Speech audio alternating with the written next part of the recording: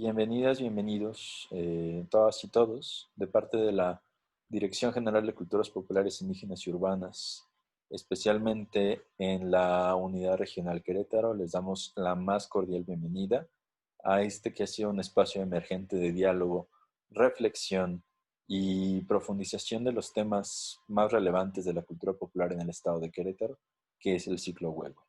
Es un gusto contar con la participación de este foro tan rico, tan interesante, donde pues el día de hoy iremos considerando el tema de la iconografía en el estado de Querétaro. Mi nombre es Oscar Ruiz Tobar, soy jefe de departamento de la Unidad Regional de Culturas Populares y pues les doy la más cordial bienvenida. Los dejaré con la presentación específicamente de este huehue, que nos explicara un poco más la génesis del huehue, el sentido del mismo, y pues los participantes de lujo con los que contamos el día de hoy. Los dejo con la promotora cultural de la Unidad Regional de Culturas Populares, Mariana Viruega. Mariana, bienvenida, muchísimas gracias. Es un gusto contar con tu participación el día de hoy. Muchas gracias, Oscar. Muchas gracias a todos ustedes por participar en esta charla. Y bueno, iniciaremos hablando un poquito sobre el objetivo del huehue y qué es. Su objetivo es preservar y fortalecer las manifestaciones que dan sustento a las culturas de los pueblos originarios, las poblaciones mestizas y afrodescendientes en el ámbito de las culturas y tradiciones regionales, urbanas y rurales de nuestro país. El programa huehue, Diálogos a través del tiempo, es uno de los proyectos que da iniciativa la Dirección General de Culturas Populares en base a trabajar con los invisibles. La presencia de los jóvenes ha puesto sobre la mesa la necesidad política pública enfocada en ello para poder hablar un poco con los adultos de una forma importante para la preservación de todo el legado cultural que ellos tienen. Como respuesta ante la contingencia ocasionada por el COVID-19, en la Unidad Regional de Culturas Populares se ha diseñado una serie de estrategias con la cual podemos generar los contenidos digitales, como en este caso la charla que tendremos el día de hoy. El día de hoy nos acompaña como moderador el licenciado Villaseñor. Es licenciado egresado del IMBA con una larga trayectoria en la cual ha dirigido programas de televisión y participado en numerosos congresos, que ha tenido diferentes cargos también en el sector público. Y el último fue con nosotros como jefe de Unidad Regional de Culturas Populares e Indígenas en Querétaro, y también estuvo en el estado de Oaxaca y Puebla. Actualmente se llevó o estuvo con nosotros en el año 2007. También forma parte de nuestros ponentes la artesana María Isabel Pascual, originaria de San Ildefonso, licenciada en Administración de Empresas, mujer emprendedora, luchadora social por los niños indígenas, guardiana de la medicina tradicional con plantas medicinales desde hace 5 años, escritora de cuentos, leyendas de usos y costumbres de San Ildefonso. Bienvenidos ambos. Y por último tenemos a Silvia Velasco Orozco, estudios de carpintería en el CECAT, y ahí aprendió a elaborar cajas de madera. Participó en un proyecto de PACMIC en el año 2015 con el proyecto titulado Lenguaje Visual Iconografía Otomí, y en el 2017 con el proyecto iconográfico Otomí, plasmadas en cajas de madera, y así también realizó investigaciones acerca de las cruces de ánimas en el proyecto Rescate de Elaboración y Significado de las mismas. Doy la bienvenida a los tres y cedo la palabra al licenciado Roberto Villaseñor.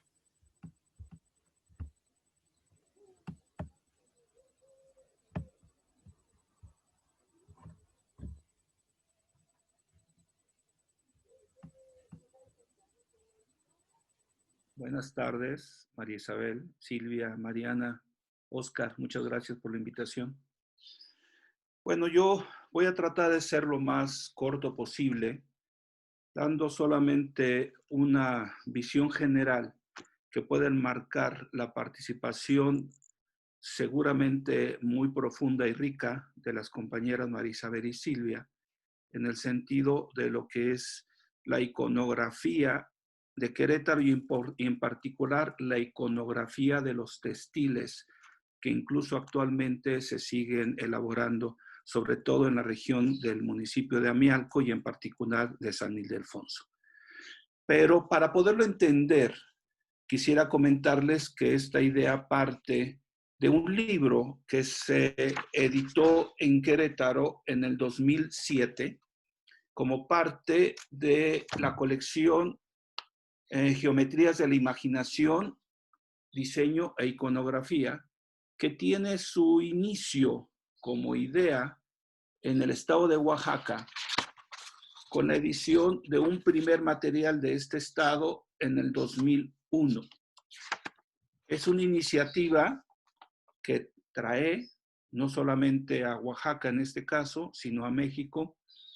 Traen dos investigadores, que son Ana María Gómez Gabriel y Sergio Carrasco Vargas, el segundo mexicano ya fallecido, y la primera compañera de Bolivia, que es el estado, el país en donde se aplicó de primera mano este trabajo de recopilación, de inventariación de la iconografía tradicional de algunas regiones de ese país y que después llega a México a través de Oaxaca y que se retoma por la Dirección General para poder años después empezar a promover la edición de libros en el mismo sentido a lo largo de toda la República. En el caso de Querétaro, como ya lo dije, el libro se imprime en el 2007.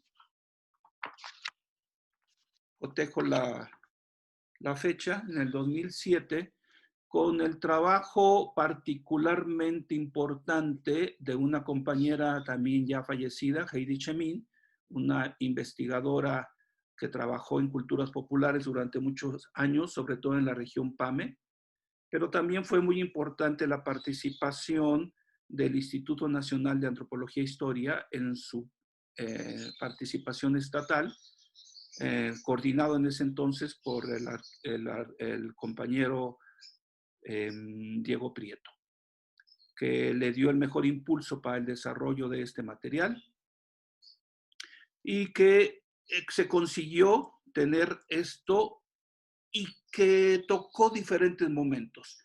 La primera parte es lo que toca, lo que tiene que ver con las grafías rupestres. Un segundo capítulo es el arte prehispánico.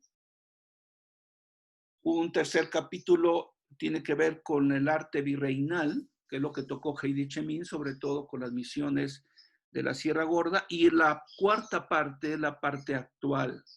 Y qué mejor representación para el estado de Querétaro que las iconografías que en la actualidad siguen estando vivas entre la población ñañú u otomí del estado de Querétaro y en particular de San Ildefonso en el municipio de Amialco. Es ahí donde el trabajo se desarrolla de manera directa, no como un trabajo de investigación documental, sino como un trabajo de investigación y de compartir saberes con las compañeras artesanas. Iba a decir los, pero todas son artesanas. Las compañeras que compartieron su información son compañeras artesanas de San Ildefonso, ¿sí? La mayor parte de ellas hablantes de su lengua materna, y nos hicieron el favor de comentarnos la importancia que para ellas tiene esta iconografía. Porque basta decir que no estamos hablando de dibujos, no estamos hablando de figuritas, estamos hablando de símbolos que significan parte de un saber colectivo. Significan el saber del pueblo ñañú, que se ve reflejado por muchísimo tiempo. Yo me podría arriesgar a decir que algunas de las iconografías son de origen prehispánico o cuando menos tienen su raíz en esta parte prehispánica y que después se retoma a lo largo de la historia y en todos los casos son signos que demuestran el saber y la memoria de este pueblo, del pueblo otomí, que de manera colectiva representan lo que se observa en el contorno, lo que se observa en la naturaleza, lo que se observa de las relaciones sociales que implica el convivir, el vivir en colectivo. Y esto, al igual que la lengua, entendamos de manera muy simplificada que la lengua, en este caso el español u el otomí, que son las dos lenguas que están convergiendo en este momento, están constituidas por signos, ¿no? Por signos y símbolos que de alguna manera nos permiten el habla. Pues lo mismo pasa con las iconografías. Son una serie de signos, ¿no? De símbolos que nos permiten entender la naturaleza, entender el contexto, entender la visión de la vida. Y eso es lo que la iconografía nos llega, nos trae hasta la fecha a través de estos magistrales y bellísimos bordados que tenemos por fortuna todavía en la actualidad. Y que me jacto en decir que el libro colaboró de alguna manera y sigue colaborando en la preservación de este valioso patrimonio cultural que gracias al trabajo y al esfuerzo de las compañeras, sobre todo compañeras de las mujeres otomíes de esta región, sigue vivo hasta la fecha, ¿no? Y sigue vivo y además ofreciendo sus bondades, porque baste decir que podemos hablar cosas muy bellas de lo que significa la iconografía, pero finalmente también representa un modus vivendi para todo este grupo de mujeres, ¿no? De compañeras artesanas que en algunos casos me ha tocado, cuando estaba a cargo de la unidad regional, compañeras que hacen maravillas con las manos, con sus bordados, y cuando les pedíamos que llenaran el proyecto para concursar en el PACMIC, para generar algo de recursos para continuar con su bella actividad, nos decían con pena que no sabían escribir, ¿no? Manos que no saben escribir en español, pero que sí saben escribir en un lienzo que no es de papel, pero es un lienzo que es de tela, y ellas siguen escribiendo de esa manera lo que es su pasado, su presente y por supuesto su futuro. Y a través de esto es que ellas se muestran y además a través de esto logran apoyar la economía de sus familias, ¿no? En algunas veces, en algunas ocasiones, un poco deterioradas por una mala presencia del marido o del esposo, y ellas irremediablemente y con todo el amor y el corazón en la mano, salen adelante junto con sus hijos y en muchas ocasiones gracias a esta bella artesanía que tiene este gran valor en términos de la iconografía que porta. Yo con esto cierro mi participación porque, insisto, creo que la parte más sustanciosa de este material va a ser lo que nos ofrezcan las compañeras. Y en este caso, pues me gustaría regresarte la palabra, Mariana, para que presentes a la siguiente participación. Claro que sí, muchas gracias. Y pues bueno, damos ahora la palabra a esta Silvia.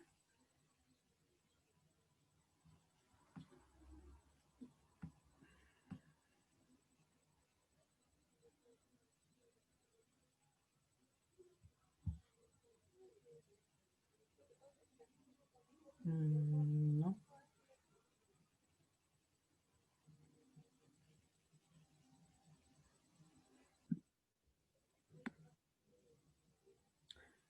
Bueno, creo que tenemos algunas fallas técnicas, entonces vamos a continuar esta charla con esta Isa.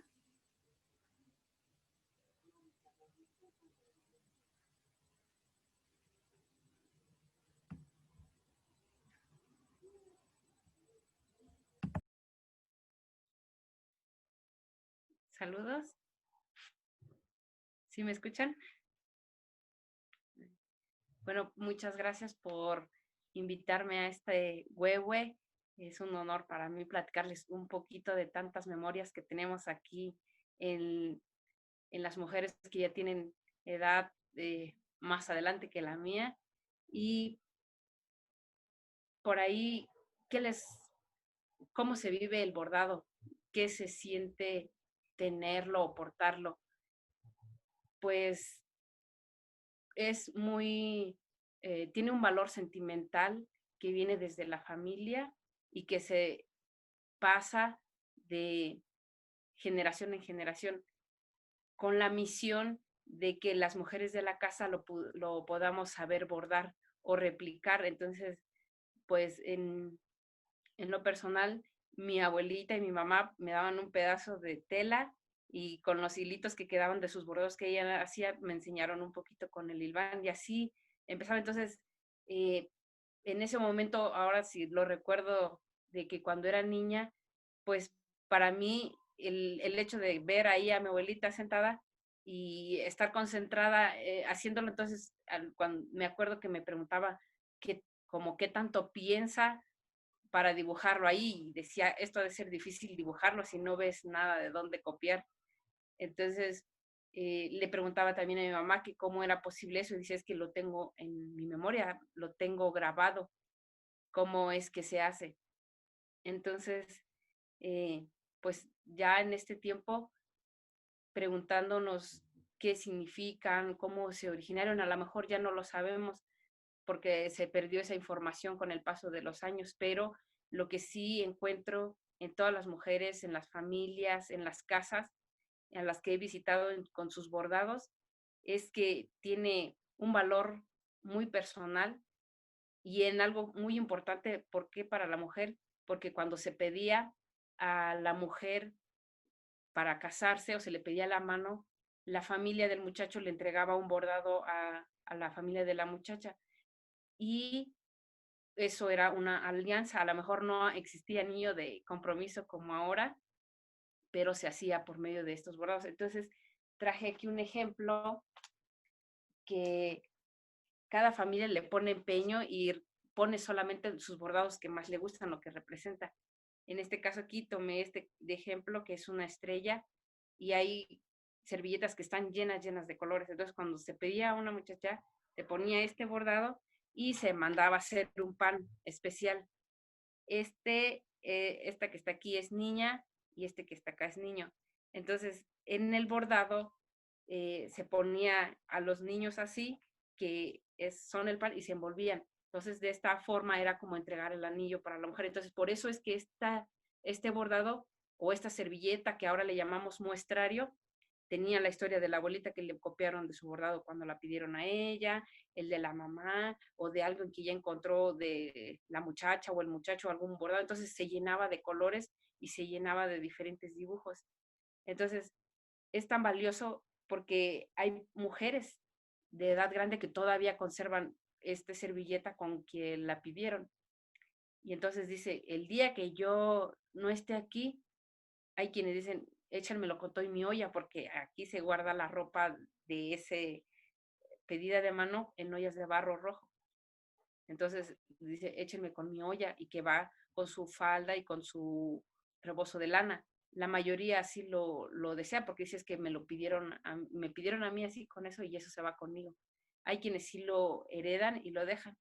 Y entonces, pues eh, recientemente se hace una pedida de mano, se entrega pan, refresco y mole, pero es muy raro encontrar que de nuevo el bordado esté presente porque representa el valor de la familia, el valor de la memoria, el valor del trabajo de la mamá, la hermana o la persona, porque se elige también qué persona va a bordar este muestrario que así le decimos, pero realmente es la alianza o el compromiso. Entonces, por ahí hay algunas fotografías que quisiera compartirles.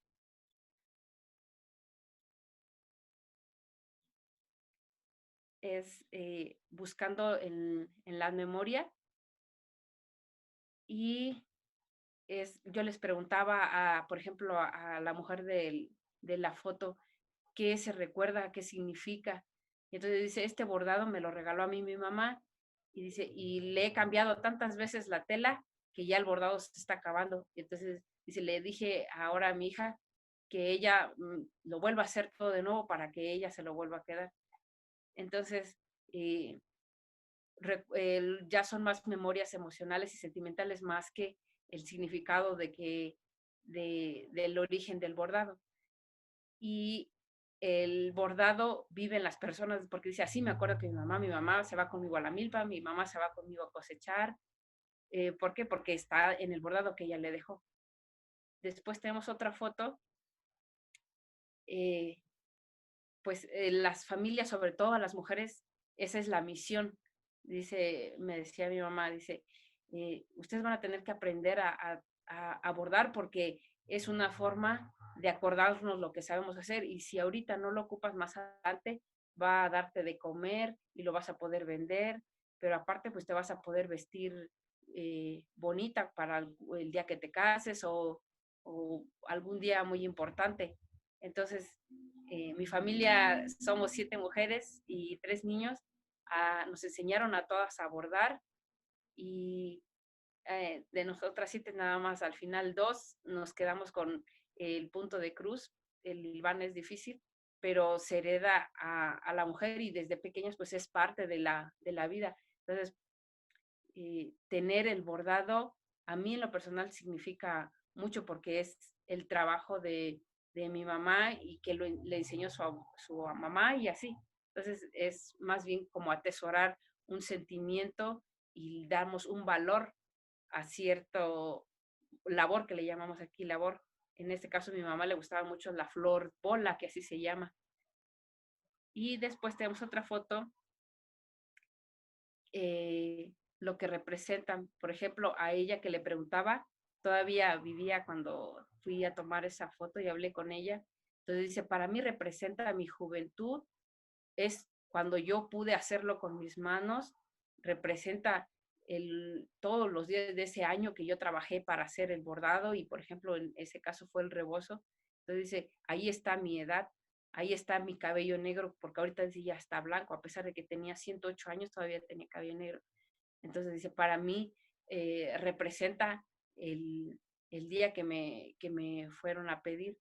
Entonces, dice, la mejor yo no te puedo decir qué puede decir este dibujo, pero yo te digo a ti que es mi edad ahí en el bordado y en su trabajo de lana que hizo.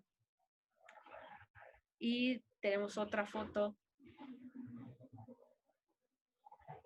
que en nuestra comunidad es muy importante, parte de los rituales. Ahí está los panes y esta servilleta o este muestrario que así le llamamos, en donde está lleno de colores, y eso es cuando se entrega un cargo. Entonces tiene que ser bonito, abundante, colorido, porque se entrega toda una responsabilidad de un año, en este caso el cargo, y está en los panes también, pero también acá se hace el convivir en una mesa que es en el suelo, pero se ponen las mejores servilletas y los cargueros también, dependiendo si van a entregar o recibir.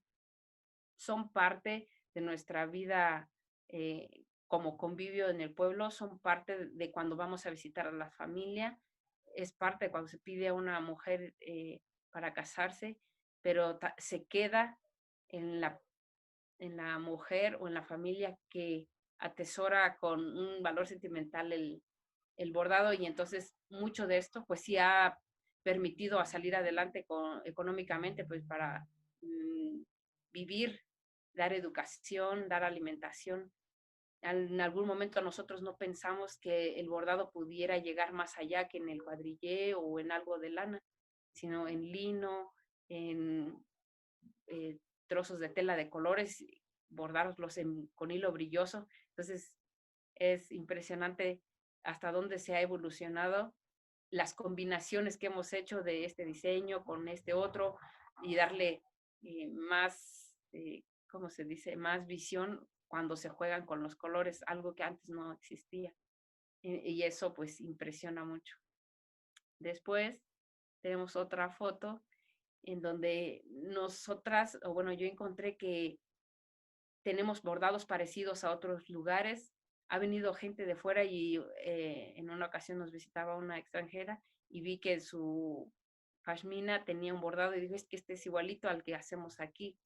Entonces, pues me llevó a investigar un poquito más y entonces tenemos tan parecidos con otros países que ahora me pregunto, no sé si de aquí se fueron o de allá vinieron, pero que se comparte y que seguramente ha de tener un significado especial el origen de estos bordados. Y por ahí puse unas comparaciones. De ahí, por ejemplo, la espiguilla que va entre flor y flor se parece a la que está, que también es espiguilla, o así le llamamos, para este bordado que es de otro país, por ejemplo. Después tenemos otro que es la flor de lis, se conoce así, es similar. Hay otras que son iguales y son muy comunes aquí para el punto de cruz y sobre todo para cuando del centro, las servilletas son de estrella o de flor bola, es cuando se hacen estas espiguillas. Después tenemos otra en donde tenemos estas flores aquí enfrente del patito, está esta flor rojita. Entonces, a comparación de la otra, se parecen un poco. Entonces, no hay mucha distancia en cuanto a lo que sí quisiera significar o cómo fue que nació este bordado y ya todo lo que compone, pues a lo mejor tiene otra historia. Este es una hoja por ejemplo, ahí el centro es la flor de ojo, así le llamamos aquí, flor de ojo, y tiene esas hojitas que son como palma, que también se encuentran en el otro libro un poco similar. Y para nosotros es muy común aquí, por regla casi que en los bordados, cuando se llenan los manteles, tiene que ir esa hoja.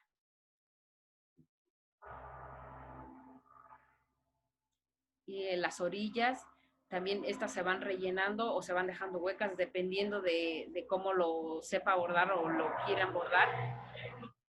Y a veces se rellena todo cada cuadro se rellena con estambre y entonces da otra, como la ilusión de que es otra figura, pero sigue siendo la misma. Entonces, en este caso son como las eses.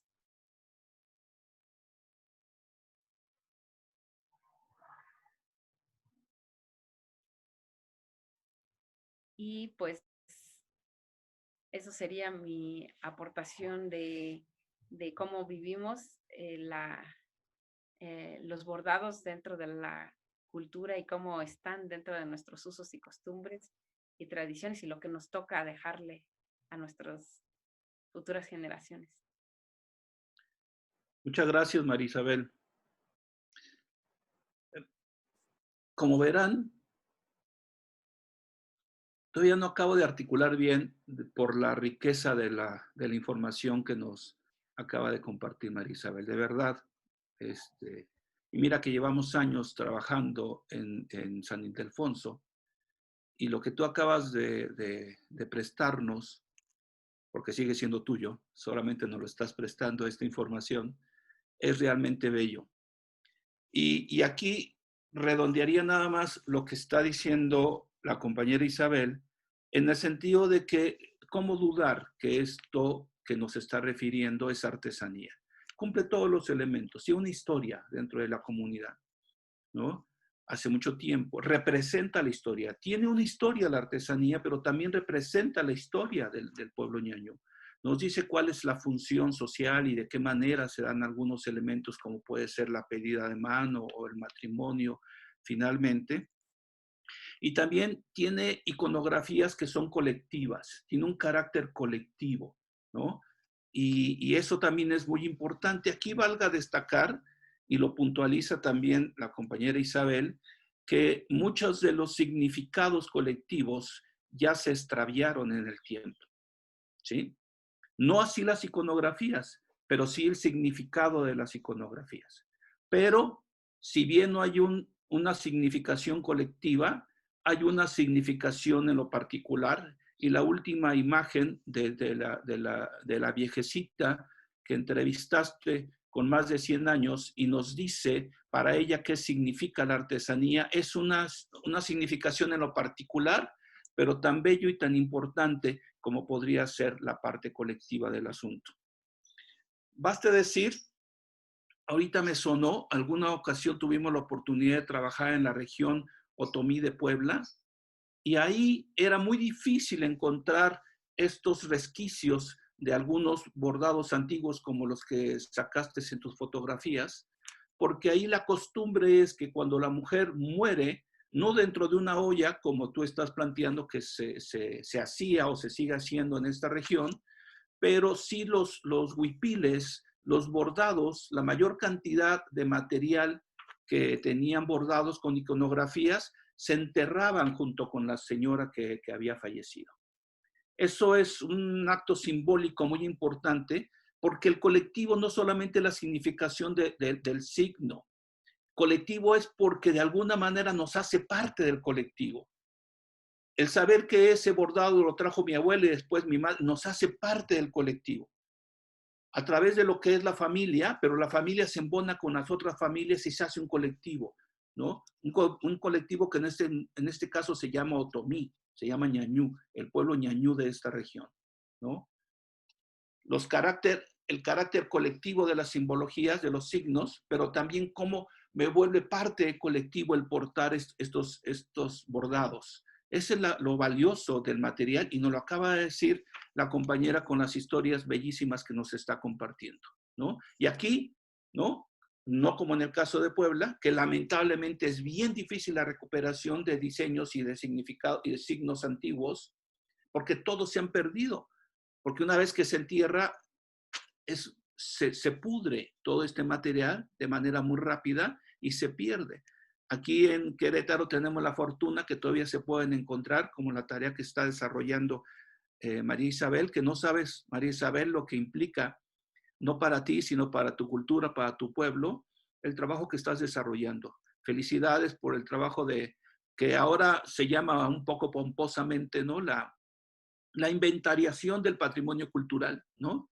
Tú simplemente estás hablando con tu gente que conoces, con tus viejitas de la comunidad, y eso es lo que estás haciendo, ¿no? Al recuperar todos estos bordados, estás haciendo la inventariación del patrimonio cultural, ¿no? Y eso es un trabajo bien importante, Isabel. Felicidades.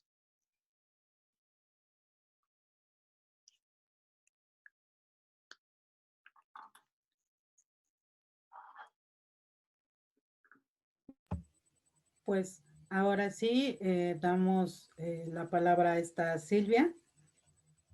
Adelante.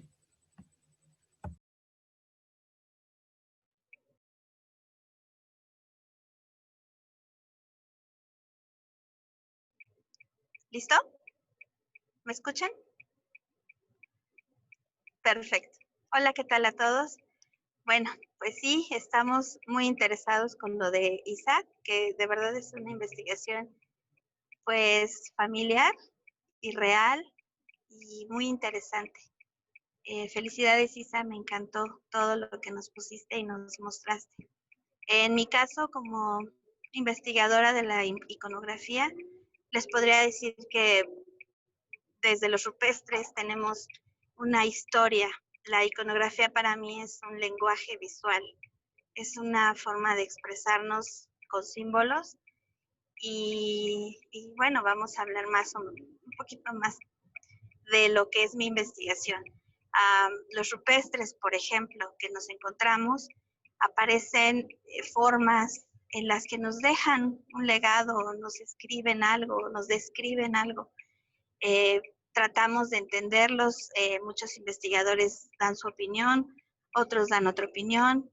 Realmente yo no sé si sea la opinión real lo que nos dan ya los expertos, porque yo he visto en vivo algunos rupestres, por ejemplo en San Juan del Río, en la Magdalena, Yo percibo tal vez otra cosa muy diferente, pero es un lenguaje visual, es un lenguaje que nos dejan y nos dan nuestros antepasados, tan importante y que nos cuesta trabajo entender, ¿no?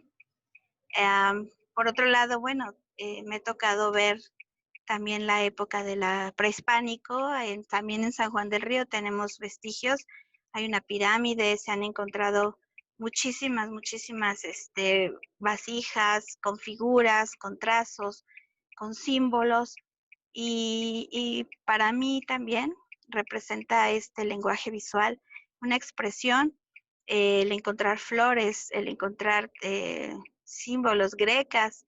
En alguna ocasión comenté que para mí estas grecas y estos símbolos eran un poquito más de lo que somos los seres humanos en cuanto a la vanidad y en cuanto a querer decorarnos. Y yo soy mejor que tú y mis dibujos son más bonitos, pero representan algo, las grecas, los escalones, las flores. Eh, Regresamos a lo mismo, es una expresión y es un lenguaje visual, con nuestros rupestres, con nuestros prehispánicos. Y luego si nos remontamos otro poquito más hacia las visiones franciscanas, a los tallados, a los diseños que encontramos, cómo fue tan difícil la evangelización, el que llegaran a hacer esos tallados, gente que no tenía idea de lo que era un tallado, les llegaron a enseñar, tienes que mostrar en la fachada lo que ves a tu alrededor y pues son frutos, son plantas, hay conejos o liebres y lo más increíble que posaron dentro de un lenguaje visual fueron sus deidades. Entre ellas encontramos entre ramas y entre hojas y entre frutos el rostro de un jaguar, como podemos ver el águila bicéfala. Yo creo que desde que iniciamos nuestra vida nos gusta expresarnos de alguna forma. Y en este caso, bueno, nos dejaron esta huella, nos dejan la huella regresando a los prehispánicos, luego, perdón, regresando a los rupestres, luego los prehispánicos, y lo que es las misiones franciscanas de la última fase que le llaman del barroco. ¿Por qué? Por la saturación, por el trabajo tan bonito, tan perfecto que dejaron. Los rostros, los tallados, las imágenes, una forma de expresarse. Nosotros hicimos una pequeña investigación en la que vemos rostros con la lengua de fuera y dentro de la investigación que tenemos es que desde pequeños en el preescolar, si ustedes se recuerdan, el mostrar la lengua era un símbolo de desprecio, ¿no? Así como de chiquitos todavía se muestran la lengua. Y la investigación que tenemos es un rostro de un indígena mostrando la lengua a los españoles como una forma de desprecio, de veniste a fregarme, veniste a hacerme lo que no me gustaba, ¿no? Pero esa es una parte de la investigación, ya la tenemos casi validada y pues también volvemos a un lenguaje visual, ¿no? Un lenguaje en el que nos estamos mostrando tanto la alegría de mostrar una liebre, a una planta, una enramada, una deidad como el águila bicéfala, como un jaguar, como sirenas. También encontramos expresiones de duelo, ¿no? De pena. Y bueno, después tenemos la siguiente, que son los bordados otomís de Tolimán, de Amealco y de diferentes lugares, porque realmente se han extendido todos nuestros indígenas por toda la zona y siguen mostrándonos nuevos bordados. Y estas historias, por ejemplo, que nos muestra María Isabel, que tienen una raíz tan padre y tan importante y un motivo y un por qué surgen, todo eso es enriquecedor para lo que es la simbología y la iconografía, ¿no? Y bueno, pues es una breve semblanza de lo que hemos investigado. No sé si tengan alguna duda o alguna pregunta, Roberto, Isa, Mariana.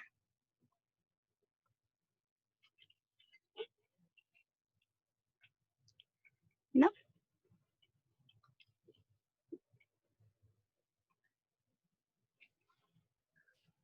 Más que una pregunta, me gustaría hacer una intervención en torno a tu participación, Silvia.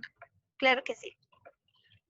Sí, yo creo que a partir de lo que nos compartió María Isabel, tú haces una semblanza de lo rico y lo que está más allá de las iconografías otomís, en este caso de San Ildefonso, y haces una apertura a contextos mucho más amplios, ¿no?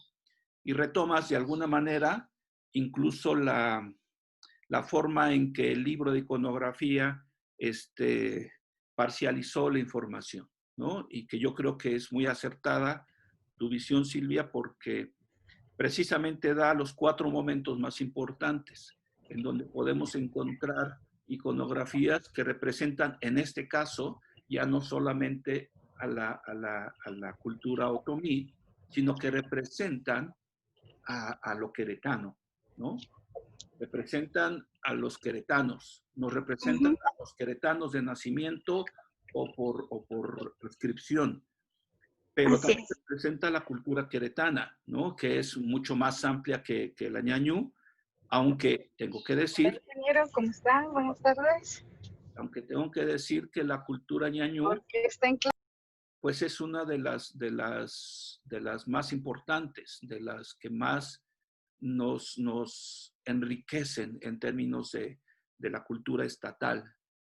Y estas partes que acabas de mencionar, que son las grafías rupestres, ¿no?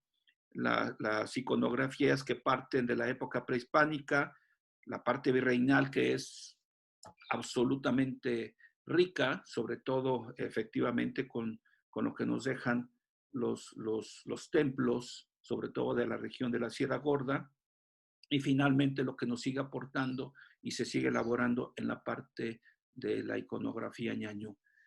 A partir de lo que tú dijiste, Silvia, quisiera ampliarme un poco sobre lo que planteó María Isabel, porque tú entras dentro de este parámetro. Aunque no seas de la región, aunque no seas ñañú, te adscribes a la cultura ñañú. Yo me planteo esta posibilidad porque se dice que para ser parte de una cultura puedes nacer en ella o puedes adscribirte a ella por decisión particular, ¿no? Es la posición de algunos de los antropólogos más connotados de México. Y en ese sentido sí quiero retomar la parte en donde María Isabel nos habla de cómo actualmente ha evolucionado los diseños, han evolucionado las técnicas, los materiales, ¿no? Y yo quisiera ampliar un poquito el concepto de María Isabel porque yo creo que sí es una evolución, por supuesto, pero yo creo que la razón que se tiene es el cambio de la función de la artesanía. O sea, habría que entender que la artesanía en los momentos, inclusive no hace mucho tiempo, a lo mejor en la época de la infancia de la abuelita que nos hizo el favor de regalarnos María Isabel en esta entrevista, a lo mejor en la época de su infancia, la artesanía era una artesanía de autoconsumo. O sea, las mujeres bordaban su ropa para su autoconsumo, o para el familiar o para el hijo. Y hay culturas que no es el caso de la cultura ñañú de Querétaro al menos, hay culturas en donde las mujeres, por ejemplo, en la región zapoteca del Istmo, donde las mujeres cuando están jóvenes se les enseña a bordar lo que va a ser, lo que es su bordado o su vestimenta de soltera. Y después a lo mejor lo que va a ser su vestimenta de casada. Y ya que están casadas comienzan a bordar lo que va a ser su vestimenta de casada, pues, porque el primero es el momento en que van a la boda. Y finalmente, aunque parece un poco lúgubre, yo que estuve en esta región, lo hacen con todo el gusto del mundo, finalmente cuando son de edad avanzada, bordan su traje para el momento en que fallezcan. O sea, el bordado está a lo largo de toda la historia de la vida de estas mujeres, ¿no? Y las mujeres van haciendo este material con una forma de autoconsumo de sus bordados. ¿Qué es lo que pasa en todas las regiones, ¿no? Que aunque se conserva en la región del Istmo, sobre todo, esto que acabo de mencionar, me consta que todavía se conserva en ciertas comunidades, no en las cabeceras municipales, pero sí en ciertas comunidades del Istmo, ¿sí? Pero también son paralelo al trabajo de comercialización de las artesanías, ¿no? En el momento en que cambia la función social de la artesanía, comienza, por necesidades del mercado, comienza a modificarse las artesanías. Y hay comunidades, hay grupos indígenas que incluso protegen sus diseños más íntimos y esos no los incorporan a lo que están comercializando. Incluso inventan otros para no compartir lo que son de ellos. Y a lo mejor por la sonrisa que acaba de ser María Isabel, también sucede en la región ñañú de Amialco. Y si es así, qué bueno, ¿no? Porque es parte de la intimidad de una cultura, en muchos casos, la iconografía. La iconografía comparte, como bien dijo María Isabel, comparte la historia de muchas mujeres, sobre todo de las mujeres a lo largo de su vida. Y es parte de su intimidad también. Y esa parte normalmente no se comparte. Pero cuando cambia la función de la artesanía y se nota que se descubre que puede ser una forma de acercarse recursos para la familia, para la mujer y para los hijos, y apoyar al marido, o bien sacar a la familia, incluyendo al marido, adelante a través de las artesanías, obviamente se modifica, ¿no? O evoluciona la artesanía y comienza a responder a las necesidades de un mercado en particular. Y las mujeres bordadoras son tan hábiles para esto, ¿no? Que al menos en el caso de las compañeras de Amialco, han encontrado espacios en donde realmente han hecho funcionar su trabajo, su iconografía como parte de su patrimonio cultural, modificándolo, lo que le llama evolucionándolas, lo que le llama María Isabel, para entrar a este mercado. Eso es una habilidad. Es una habilidad que no tienen todos los grupos técnicos y que aplaudimos en el caso de María Isabel, y también en el caso de lo que estaba planteando la maestra Silvia Velasco, ¿no? Ella como gente externa retoma todo este material, pero ella ya se incorpora en esta segunda faceta porque ella no vivió la primera, ¿no? Cómo incorporar la iconografía, que es parte del patrimonio cultural de una región, cómo incorporarlo a un trabajo artesanal que en este caso tiene una función de venta. Gracias.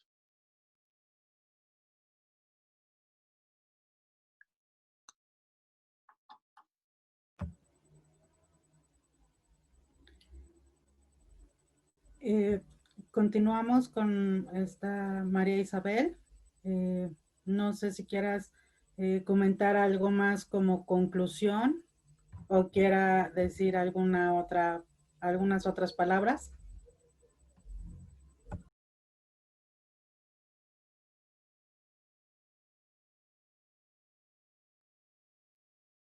Pues comentarles que sí, en efecto, se atesora tanto un diseño, un bordado, como lo menciona, de que había mujeres que me encontré que me decían, lo puedes ver, pero no puedes sacar foto, o alguna otra mujer que me dice, no voy a abrir esa olla, nada más imagínatelo. Y algo que me dejó, aprendí mucho con las mujeres grandes, varias coincidieron en lo mismo. Cuando le dije, véndeme tu rebozo o véndeme tu bordado, tu falda, no importa que sí esté como esté. Y entonces me dice, no te lo vendo porque no quiero dinero. No te lo regalo porque no es que a mí me sobre. Y entonces dije, bueno, pues ya me dio pena. Y bueno, ya cuando me despedí me dice, te lo heredo. Dice, ahora de aquí te toca que se lo enseñes a tus hijas, y dices que subes al Facebook o a esas cosas que otro mundo lo ve en otros lados, enséñasles lo que hay aquí. Entonces dice, no te lo vendo, no te lo regalo, sino te lo heredo. Entonces entendí que esto de los bordados es una herencia porque no tiene un precio, no tiene un valor, y y no es regalado porque cuesta trabajo conservarlo, cuesta trabajo aprenderlo y el compromiso de mantenerlo que perdure en el tiempo. Entonces también que perdure en el tiempo, nunca tampoco imaginé que pudiera estar nuestros bordados en unas cositas que son de barro. Digo, si en algún momento las artesanas que tienen esa habilidad en las manos se acaban o nos acabamos todas, ¿qué sigue? Como en la cajita queretana o como en estas piececitas que son de barro. Y cuando las vi, las conocí, dije, esa es de mi comunidad, yo la identifico. O por ejemplo esta también que es la flor bola. Entonces, digo, va a haber otra generación que va a hacer que no se nos olvide de dónde venimos y qué era lo que teníamos. A esta generación a lo mejor le va a tocar innovar o inventar una nueva artesanía que tenga sentido, que tenga un valor más que una pieza hecha para vender, sino algo que cuente una historia, que diga quiénes fuimos, dónde estuvimos, y porque yo veo a los bordados que es el valor del trabajo, el valor del convidar, el valor del tener, porque me decían también, no somos dueños de nada porque nos vamos y no nos llevamos la tierra o los animales o los magueyes. Somos dueños nada más de nuestra vida y esta vida, si sabes bordar, se va a ir contigo saber bordar. Entonces, pues este tiempo me toca convidar todas estas historias a mis paisanos que están en otros lados y que pueden ver en el Facebook y por medio de ustedes, que conozcan un poquito más el valor de los bordados de San Ildefonso y lo que representa para la mujer y que representa la historia de familia, de emociones, de sentimientos, y es todo un recorrido. Cada bordado tiene un recorrido y al final quien le toque terminarlo sabrá si lo deja o si se lo lleva. Sería todo.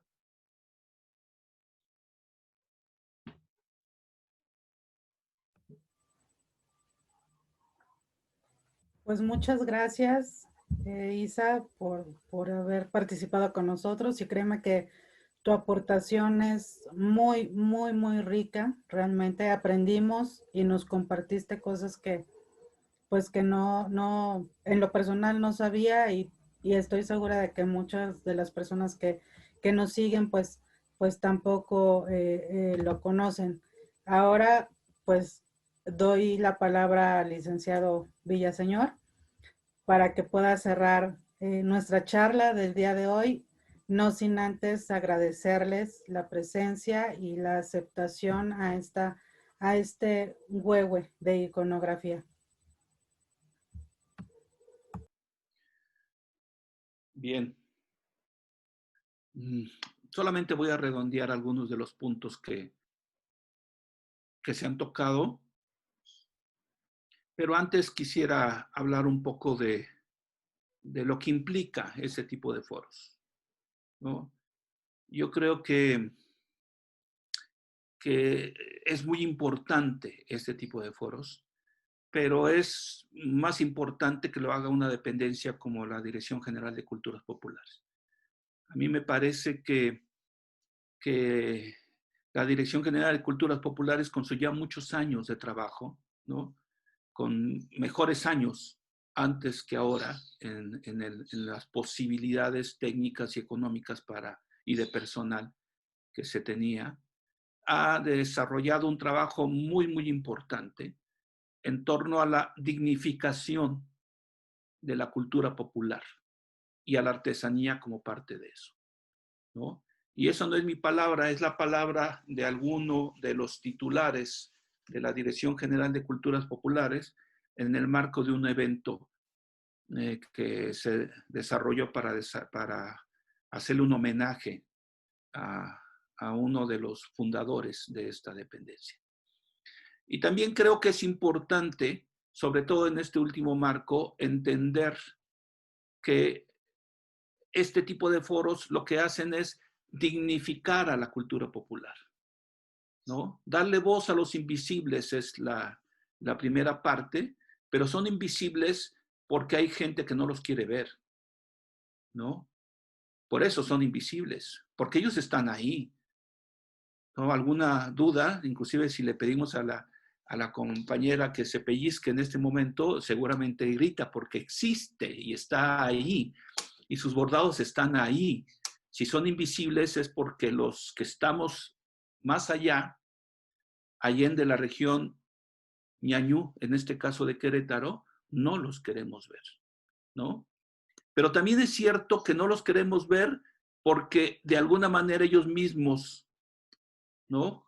Y si no estás de acuerdo, puedes darme réplica, María Isabel. Ellos mismos en algún momento tampoco se querían ver, ¿no? O sea, fue tanto el bombardeo que se hizo para la lengua en particular y para todo lo que conlleva, ¿no? Si bien es cierto que una cultura puede existir aún con la pérdida de una lengua, ¿sí? Lo cierto también es que la lengua es una parte fundamental de una cultura, ¿no? Entonces, si hasta vergüenza daba, después de tantos ataques, hablar una lengua, ¿no? Entonces ellos tampoco se querían ver. Y por eso no era nada raro que los de fuera no los quisiéramos ver y por lo tanto se volvieran invisibles, ¿no? Pero qué mejor ejemplo que la compañera María Isabel, ¿no? Qué mejor ejemplo que la posición también de la maestra Silvia Velasco, que se incorpora por adscripción propia a esta cultura, ¿no? Para entender que ahora se están viendo, ¿no?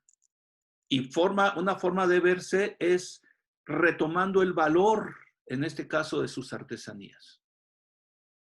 No solamente dentro de lo que significa en términos económicos, que es mucho, ¿no? Lo que significa para ellos y su familia, para la comunidad en su conjunto. Sería bien interesante hacer un estudio de lo que implica los ingresos que San Ildefonso tiene en términos de sus artesanías, la venta de sus artesanías, o Santiago Mezquititlán, ¿no? Pero ahora que ellos ya se están empezando a ver, ¿no? Y están viendo el valor, la importancia de lo que tienen en las manos, de lo que hacen con las manos, ¿no? Y el mejor ejemplo son las compañeras que nos están acompañando en este foro. Qué mejor espacio y expectativa dentro de la cual también colaboró la Dirección General de Culturas Populares, como no solamente en Querétaro, sino a lo largo del país, ¿no? Dignificando a la cultura popular. Y creo que esto demuestra la importancia de también dignificar a la dependencia que ha dignificado a la cultura popular en este país, y que es la Dirección General de Culturas Populares, ¿no? Es un modesto llamado en el sentido de que las personas que tengan la posibilidad entiendan el valor del trabajo de la Dirección General de Culturas Populares y se dignifique a la dependencia que ha dignificado a la cultura popular. Y en ese sentido digo que lo que nos acabas de mostrar es muy importante y con esto cierro. Muchísimas gracias.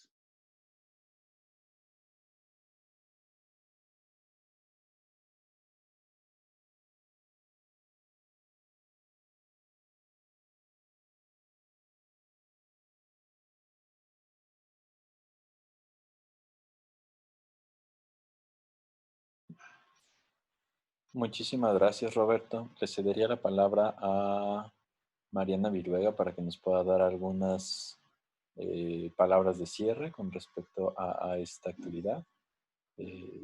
Responsable ella de que estemos todas y todos aquí. Entonces, te cedería la palabra, Mariana, antes de dar el cierre formal de este espacio.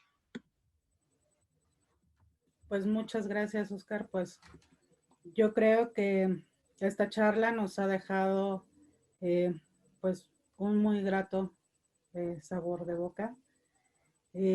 Vimos muchas maravillas, vimos diferentes puntos de vista y creo que todos nos enfocan a algo, ¿no? Es el preservar y conservar las tradiciones y todos este tipo de bordados que existen, que van pasando de generación en generación. Y como lo dijo esta María Isabel hace un rato, que realmente lo apunté porque aparte son unas palabras muy interesantes de lo que le dijeron. Es algo similar a lo que dijo: un bordado no te lo vendo, no te lo regalo, te lo heredo para que lo des a conocer. Yo creo que eso dice más que 1000 palabras. Yo creo que tenemos que considerar y valorar nosotros al momento de comprar una artesanía, valorar lo que cuesta el realizarlo y valorar lo que significa para la persona que lo está vendiendo y elaborando. Yo creo que yo con eso cerraría pues la charla del día de hoy, no sin antes, repito nuevamente, el agradecerles profundamente el que hayan aceptado la invitación para poderlo llevar a cabo. Y pues con esto cerraría yo la participación. Muchísimas gracias, Mariana. Muchas gracias, Roberto. Muchísimas gracias, Silvia, por su participación. Agradecer a la maestra Silvia Velasco su participación en esta reflexión que creo que nos atañe a todos. Sobre todo, yo miro la estampa del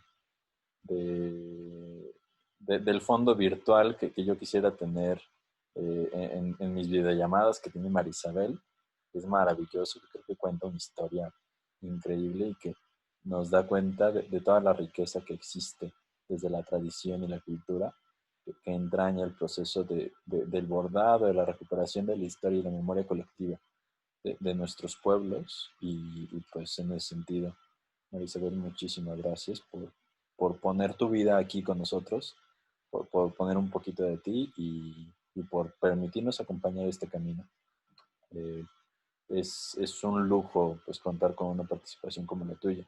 Y tener un interlocutor como Roberto creo que nos significa de manera interesantísima y profunda.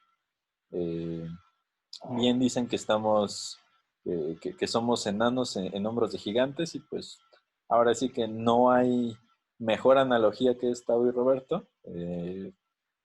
Comenta uno de los cantautores que más disfruto como escuchar, que nuestro país tiene que ver con los grandes que han pasado por nosotros. Y él lo pone en analogía de viajeros. Dice, grandes fueron los viajeros que cruzaron por aquí. Y pues es un gusto que sigas viajando con nosotros, que sigas reencontrándote con esta que es tu casa, la Unidad Regional de Culturas Populares, que pues dejaste un hueco bien grande que llenar y pues es interesantísimo pues poder tener este diálogo intergeneracional también en este sentido. Creo que el huevo aquí se diversificó de manera muy interesante porque recuperamos el trabajo que realizaste, recuperamos el trabajo de las compañeras y creo que hay una perspectiva a futuro interesantísima que quisiéramos seguir pues explorando. Si a Isabel, su abuelita, sus familiares le dicen que necesitamos pues subir estas imágenes, dialogar y dar a conocer esta riqueza a través de redes sociales, cuentas con la plataforma que hoy presenta la Unidad Regional de Culturas Populares, que no es distinta a la que teníamos en años pasados, pero que hoy es más visible.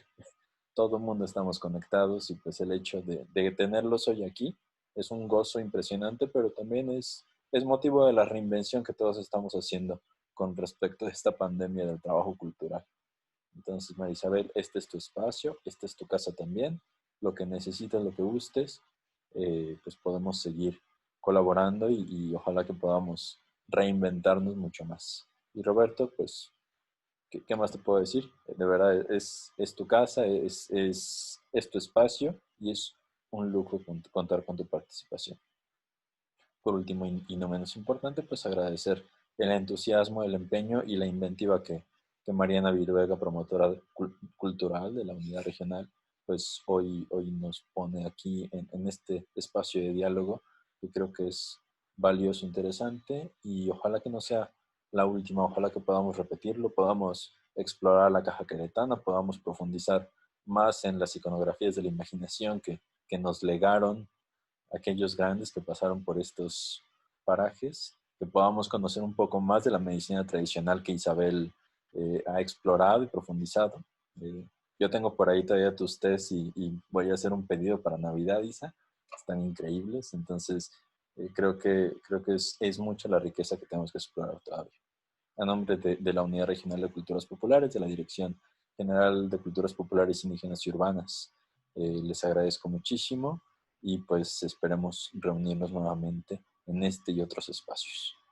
Un abrazo y mucha salud para todos.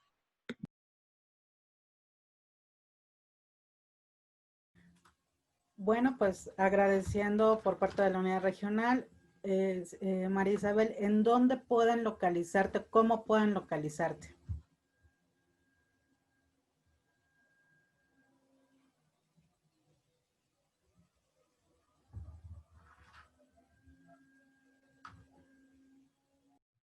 Me pueden localizar en la comunidad de San Ildefonso, Tultepec, Amealco. De Amealco centro a la comunidad del Bote son 15 minutos, son 13 kilómetros aproximadamente. Estamos a pie de carretera, hay un letrero que dice Sillar y Cantera Las Hormigas, pero al fondo se ve un logotipo grande que dice Dishai, medicina antigua, y una muñeca grande que dice Don Chu. Aquí tenemos medicina tradicional, tenemos muñecas, compartimos y damos cursos de cómo elaborar muñequitas, cómo hacer mezcla de plantas, atendemos a las personas. Nos pueden encontrar en Facebook como Dishai y también como la Marisabel Pascual en Facebook. Nuestros teléfonos es el 448-111-8431. Estamos de lunes a viernes de 10 de la mañana a 5 de la tarde y los sábados de 10 de la mañana a 2 de la tarde, y en el jardín de Amealco, en el carrito 14, viernes, sábado y domingo de 9 de la mañana a 6 de la tarde. Nos pueden contactar, conocer y escribirnos, compartirnos, y muchas gracias.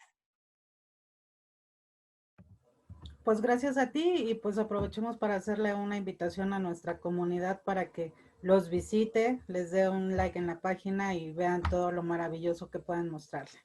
Gracias.